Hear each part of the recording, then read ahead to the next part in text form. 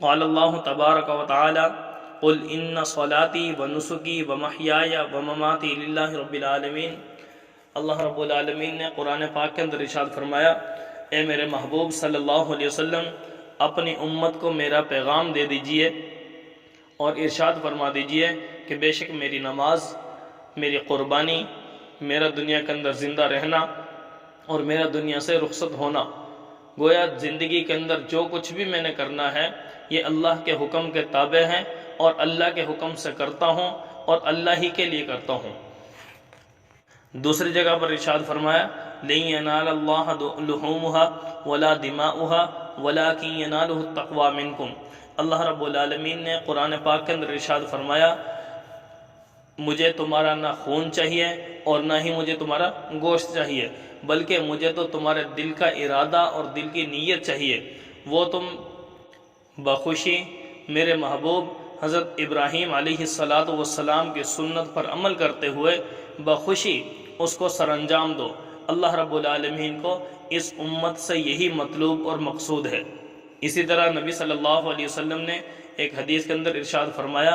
ان اللہ لا ينظر الى صورکم واموالکم ولکن ينظر الى قلوبکم واعمالکم۔ اللہ تعالیٰ تمہارے مال اور تمہاری صورتوں کو نہیں دیکھتے، بلکہ اللہ تعالیٰ تو تمہارے اعمال اور تمہاری نیتوں کو دیکھتے ہیں۔ تو میرے دوستو، قربانی کے ایام آ رہے ہیں۔ اللہ رب العالمین امت مسلمہ کو اس فریضے کو بخوشی اپنی رضا کے لیے ادا کرنے کی سب کو توفیق بھی عطا فرمائے اور سب کے لیے آسانیاں بھی پیدا فرمائے۔ یہ قربانی ابراہیم علیہ السلام کی سنت ہے جو اللہ رب العالمین نے اس امت کے اندر بھی جاری فرمائی۔ مختلف سنتیں ابراہیم علیہ السلام کی جو اس امت کے لیے دی گئی ہیں، ان میں سے اب حج کے ایام بھی آ رہے ہیں۔ حج کے ایام ان کے اندر مخصوص اعمال کیے جاتے ہیں جو کہ حاجی حضرات کرتے ہیں، ان کو بھی نبی صلی اللہ علیہ وسلم کی امت کے لیے ابراہیم علیہ السلام کی سنت کے طور پر اس امت کے لیے بھی جاری فرما دیا، اور بہت سے حاجی حضرات وہاں پر اسی سنت کو پورا کرنے کے لیے حاجی وہاں پر حاضر ہوتے ہیں۔ تو میرے دوستو، اب یہ قربانی کس کس پر واجب ہے تو ذہن نشین فرما لیں، ہر صاحب نصاب آدمی، ٹھیک ہے، جو نصاب کا مالک ہو اس بندے پر قربانی لازم ہے۔ عاقل، بالغ، مقیم، آزاد، صاحب نصاب آدمی، اس پر قربانی واجب ہے۔ اب وہ صاحب نصاب کون بندے ہیں تو ان کے متعلق بھی ذہن نشین فرما لیں کہ قربانی کے اندر نصاب دیکھا جائے گا تو قربانی کے نصاب کے اندر 5 چیزیں ہیں۔ نمبر 1 سونا، نمبر 2 چاندی، نمبر 3 نقدی، اور نمبر 4 مال تجارت، اور نمبر 5 ضرورت سے زائد اشیاء، ضرورت اصلیہ کے علاوہ بندے کے اوپر جن چیزوں کو استعمال سے زائد بندے نے رکھا ہوا ہے پاس، ان کو بھی شمار کیا جائے گا۔ یعنی ایک آدمی کی ملکیت میں 52.5 تولہ چاندی کی قیمت ہو، اگر رقم کی صورت میں ہے تو ٹھیک، اگر رقم کی صورت میں نہیں ہے، رقم کی صورت میں پیسے تھوڑے ہیں لیکن اس بندے کے پاس کچھ سونا، زیور وغیرہ موجود ہے، اسی طرح ضرورت سے زائد اشیاء موجود ہیں، ان ساری چیزوں کو ٹوٹل کر کے دیکھا جائے گا کہ وہ ساری چیزوں کی جو مالیت بنتی ہے، اگر وہ 52.5 تولہ چاندی کی قیمت سے کراس ہو جاتی ہے تو میرے دوستو وہ بندے صاحب نصاب کہلائیں گے اور ان پر قربانی لازم ہوگی۔ وہ صاحب نصاب میں چاہے مرد ہے چاہے عورت ہے، عاقل اور بالغ، مرد ہو یا عورت ہو، جس کی ملکیت میں 52.5 تولہ چاندی کی قیمت موجود ہو، اس پر قربانی واجب ہے اور ضروری ہے۔ اب ضرورت سے زائد یعنی ضرورت اصلیہ سے کیا مراد ہے؟ وہ اشیاء جن کا تعلق انسان کی ضرورت سے ہو، کہ جن کے بغیر انسان کی زندگی ناممکن ہو، مثلا کھانا پینا، کپڑے پہننا، رہنے کے لیے مکان، اسی طرح صنعت اور حرفت کے لیے جو آلات ہیں ان کا،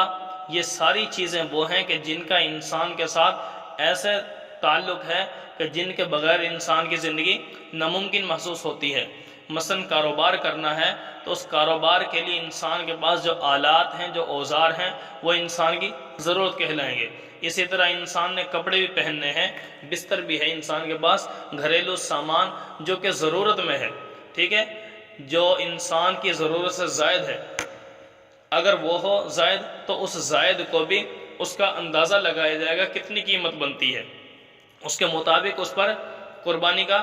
حکم لگایا جائے گا۔ اگر ساری چیزیں جو انسان کے پاس ضرورت سے زائد ہیں، ان اشیاء کو جمع کر کے ان کی قیمت کا اندازہ لگاؤ کہ وہ ساری، اور بندے کے پاس جو تھوڑے بہت پیسے ہیں ان تمام کو ٹوٹل کر کے اگر 52.5 تولہ چاندی کے نصاب سے زیادہ ہو جائے تو اس بندے پر قربانی لازم اور ضروری ہے۔